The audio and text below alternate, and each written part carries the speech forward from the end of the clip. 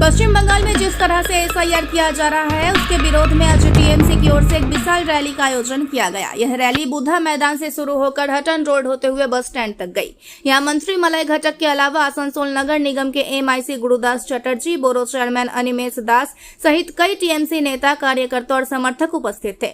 Rally में शामिल TMC कार्यकर्ताओं द्वारा जिस तरीके से एसआईआर किया जा रहा है उसके विरोध में नारेबाजी की गई। रैली के बाद मंत्री मलय घटक ने कहा कि टीएमसी की ओर से आज इस रैली का आयोजन किया गया था। जिस तरीके से एसआईआर किया जा रहा है उसके विरोध में यह रैली निकाली गई है। उन्होंने कहा कि भाजपा के इशारे पर चुनाव आयोग यहां वैध मतदाताओं के नाम काटने की कोशिश कर रहा है, क्योंकि वे जानते हैं कि अगर यहां सही तरीके से चुनाव होता है तो भाजपा यहां जीत नहीं पाएगी। इसलिए भाजपा को जिताने के लिए इस तरह की षड्यंत्र की जा रही है।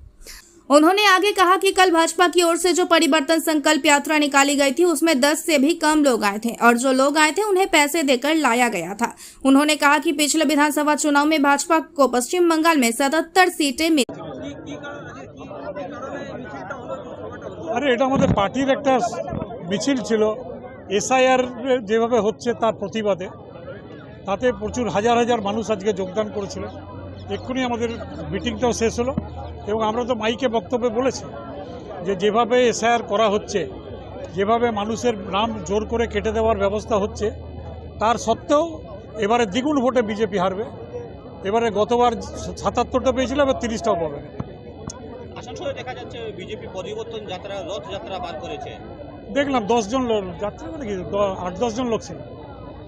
৮-১০ জন লোক যদি পরিবর্তন করতে পারে করবে। ওই পরিবর্তন যাত্রাকে নিয়ে বারাবারিতে মারামারি হয়েছিল। হ্যাঁ, সেখানে দেখা যাচ্ছে কি অরিজিৎ সিং নিজেই লাঠি চালাচ্ছে। আমি কি বললাম যে ৮-১০ জন লোক কালকের পরিবর্তন যাত্রায় ছিল, আমি দেখেছি। এবং তাদেরকেও আমি খোঁজ দিয়ে দেখলাম পয়সা দিয়ে এসছে।